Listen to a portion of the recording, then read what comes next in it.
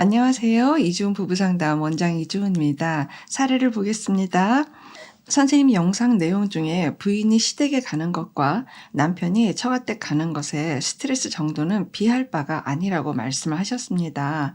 그런데 그 이유가 뭐죠? 남편한테 논리적으로 그 이유를 전달하고 싶습니다. 항상 똑같다고 여겨요. 언제 꼭 영상으로 다뤄주세요. 내 마음인데도 속 시원하게 설명이 안 돼서 남편한테 잘 전달을 못했는데 선생님 영상 보면 속이 시원해요. 많은 여성분들이 선생님 강의 듣고 행복 찾기를 간절히 바랍니다. 라고 글을 주셨습니다. 보편적으로 사위가 친정 쪽에 방문을 하는 경우하고 며느리 입장에서 시댁 쪽을 방문하는 입장하고 입장 차이가 같다고 보면 정말 좋겠어요. 언젠가는 그런 날이 올 겁니다.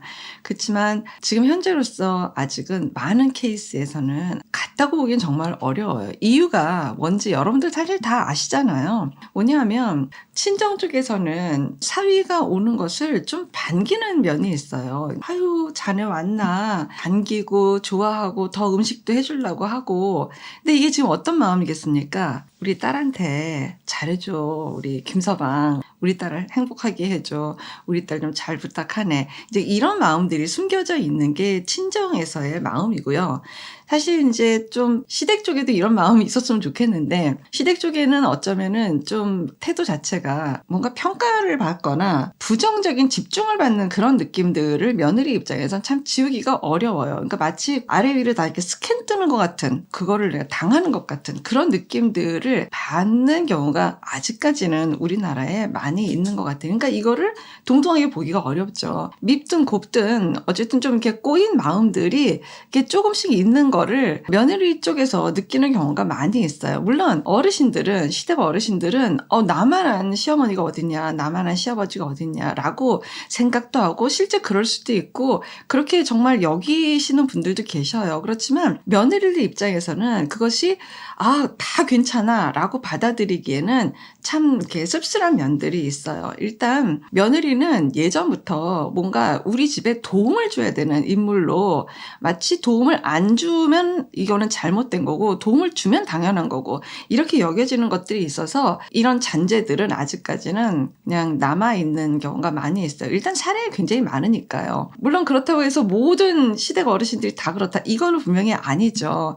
저는 지금 이 시대에도 불편감을 갖고 부당한 대우를 받고 마음이 힘든 그런 분들에 대해서 정말 그렇게 상심한 그 마음들을 위로하고 방법도 찾아보고 이것을 분명히 교정하고 여기에 마음을 두고 영상을 지금 제가 만들고 있는 거기 때문에 이런 부분들은 분명하게 말씀을 드리는 게 맞는 것 같습니다. 지금 사연을 주신 거를 조금 들여다보면은요, 어떻게 똑같냐, 내 마음이 힘들다, 이제 이 이야기를 했을 때, 나도 스트레스 받아, 나도 똑같아, 나도 힘들어, 이렇게 지금 반응이 지금 남편한테 온 거잖아요. 그래서 저는 이거가 꼭 이게 시댁과 이 친정을 방문하는 문제라고 저는 생각하지 않아요. 뭐냐 하면, 여보, 나 힘들어. 나는 안 힘들어? 나 더 힘들어. 근데 나 지금 다 참고 살아. 이렇게 대화하는 거죠.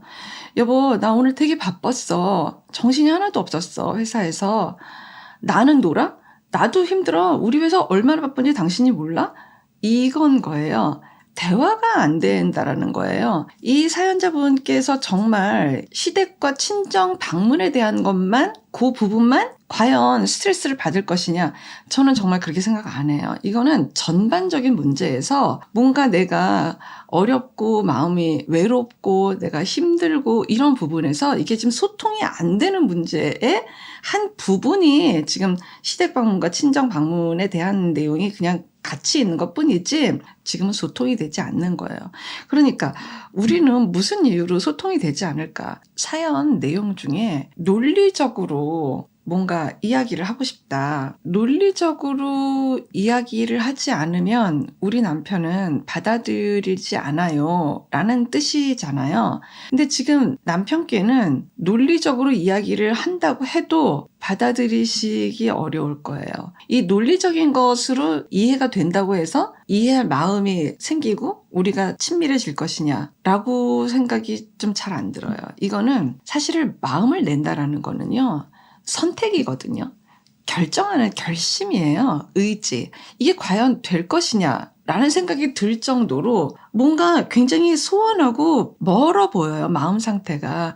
저는 여기에 지금 집중을 해야지 되는 거지, 지금 우리 부부한테 일어난 일들에 대해서 이거를 따지고 뭐 논리적으로 설명을 하고 어쩌고 저쩌고 이거 한다고 해서 부부에 대한 어떤 마음들이 정말 화합이 되고 뭔가 친밀해질 것이냐, 전 그게 생각이 잘 안 드니까 되게 염려되고 답답한 것 같아요. 지금 남편은 굉장히 징징대고 징얼거리는 아내로 볼 확률이 높아요. 지금 사연자분은 너무 마음이 상심되고 속상하고 내 마음을 못 알아주는 남편에 대해서 계속해서 놀라고, 어떻게 저럴 수 있지?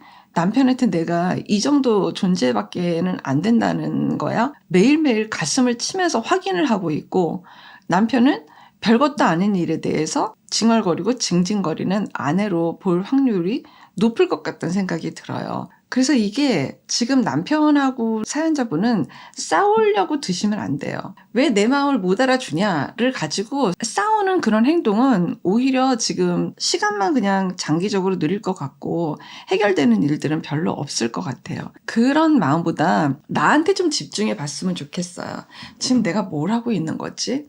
내가 지금 뭘 하고 있나? 내가 남편에게 굉장히 몹시 말할 수 없을 정도로 서운하고 섭섭하구나.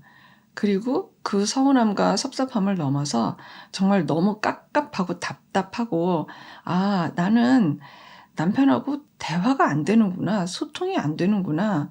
그 문제에 오히려 더 집중을 했으면 좋겠어요. 그리고 그다지 억울해하지는 마세요. 뭐냐면 지금 부인이 하고 있는 거는, 그래도 남편을 사랑해서 내가 결혼을 했고 내가 했던 선택에 대해서 나는 지금 굉장히 최선을 다하는 시간인 거예요. 내가 이 마음이 아직은 남아 있으니까 내가 지금 속상해도 하고 울어도 보고 힘든 그 마음을 어떻게 해서라도 달래도 보고 이렇게 사연도 보내보고 뭔가 노력하고 애쓰는 이 마음이 지금 내 마음을 오히려 잘 정리해 가고 있는 시간일 수도 있어요. 그러니까 이후에 어떤 일이 있을지는 몰라요. 그래서 이게 지금 내 마음에 대한 것들을 더 많이 잘 보고 여기에 좀 중심을 맞추는 게 지금 당장은 필요해요. 그러다가 보면 조금 내가 남편한테 내 마음을 왜 안 받아주냐를 가지고 이제는 그만할 때쯤이 올 거예요. 그러면 어떻게 될까요? 좀 냉기가 흐르겠죠. 냉정해지고 좀 냉기가 흐르겠죠. 이 마음을 어떻게 해야 될지에 대한 것들이 지금 부인의 개인 상담 영역이 되겠죠. 그럼에도 불구하고 내가 결혼 생활을 유지를 해야 된다고 생각했을 때의 내 마음과 내 마음을 어떻게 할 것인가, 그리고 과연 내가 이 사람을 어떤 태도로 대하는 게 과연 나한테 유리하기도 하고 가장 맞는 방법일까, 이런 것들을 정말 치열하게 생각해 보는 이 시간이 지금 부인의 개인 상담 영역이에요. 거기에 따라서 아마 남편은 그 반응의 태도들이 많이 달라질 것 같습니다. 남편은 그냥 느낌에도 굉장히 사고분석 유형으로 보이잖아요. 지금 사고분석 유형이니까 이렇다 저렇다 이야기를 할 수가 없어요. 뭐냐 하면 아무리 사고분석 유형이더라도 이게 관점 이동이 지금 안 되는 거예요. 아내 입장에 대한 관점 이동이 지금 안 되는 거거든요. 그러니까 다른 말로 하면 무슨 이유로 남편이 관점 이동을 부인 쪽으로 해서 생각을 해야 되는지에 대한 지금 생각이 없는 거예요. 그러니까 이게 나쁜 게 아니라 그걸 참 놓치는 거예요. 잘 모르겠고 그냥 놓여져 있는 거예요. 그러니까 남편이 잘못되고 나쁘고 아주 몹쓸 사람이다, 이런 식으로 평가적으로 남편을 보면은 이 문제는 더 꼬이고 못 풀어요. 남편이 몰라도 될 정도로 뭔지는 모르겠지만 그냥 이 결혼 생활 내용이 그냥 흘러가지는 거예요. 그 요인이 지금 나한테 있을 수도 있다는 거죠. 나한테 다 있다라는 게 아니라 나한테 있을 수도 있다. 내가 뭔지는 모르겠지만 남편이 저렇게 아니라고 편안하게 생각을 할 수 있어도 괜찮을 정도로 내가 뭔가를 제공할 수도 있는 거예요. 근데 그게 무엇인가 이거를 찾아야 되는 게 지금 부인 쪽의 내용이 될 수도 있다는 거예요. 또 이 부부 두 사람이 이렇게 막 연결되는 이 역동이라는 거가 참 어떨 때는 참 단순할 수도 있지만 굉장히 복잡 미묘한 것들도 굉장히 많이 있어요. 그러니까 그 내용을 찾아야지 되는 거예요. 계속해서 부인이 지금 이렇게 살 수는 없는 거잖아요. 남편이 가장 가까운 사람인데 그 사람하고 내가 지금 대화가 안 돼. 소통이 안 돼. 만약에 자녀가 있다면 이 욕구가 지금 다 자녀한테로 쏠리게 되잖아요.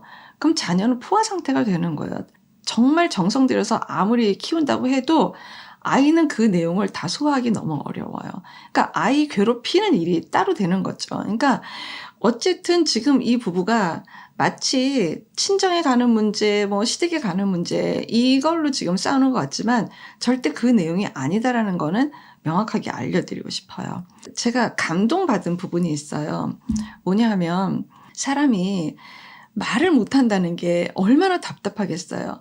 내 마음을 정말 제대로 잘 표현하고 이게 도대체 내가 왜 괴로운 거고 무슨 이유로 내가 지금 이럴 수밖에 없는 건지를 몰랐다가 뭔가 영상을 통해서 아, 내가 저기에 적용이 되겠구나. 아, 내 마음이 이랬던 거였구나. 아, 이게 이런 구조였겠네. 이거를 깨닫고 볼 줄 아는 눈이 생긴다라는 건 제가 정말 영상을 만드는 너무너무 큰 보람이에요. 제가 24살 때 2월에 결혼을 했어요. 같은 해 12월에 제가 큰애를 낳았어요. 그 결혼 생활이 너무 괴로운 거죠. 고통스럽고 너무 괴롭고 그 내용들은 뭐 이루 다 말을 할 수가 없어요.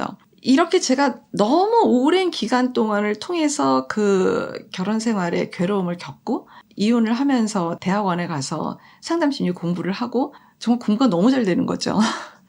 내 마음을 정리하는 거니까 이거를 다 총망라해서 그래도 제가 깨닫게 되고 알게 된 것들을 여러분들에게 영상으로 지금 전달을 해드리는 겁니다. 이런 말씀들을 들으면은요 너무 감동받아요. 괴로우신 분들, 그리고 정말 마음의 고통을 받고 있으신 분들, 나도 모르겠는 내 마음에 절절거리시는 분들, 이런 분들에게 아주 정말 작은 도움이라도 된다 그러면 저는 정말 너무 기쁘고 행복합니다. 주변에 힘들고 어려우신 분들께 여러분들이 영상을 많이 공유해 주셨으면 좋겠어요. 그래서 여러분들과 함께하는 이 시간이 저한테는 몹시 소중합니다. 함께 해주셔서 감사합니다. 고맙습니다. 건강한 부부 애착이 나라를 살립니다. 오늘도 영상 시청해 주셔서 감사합니다. 고맙습니다.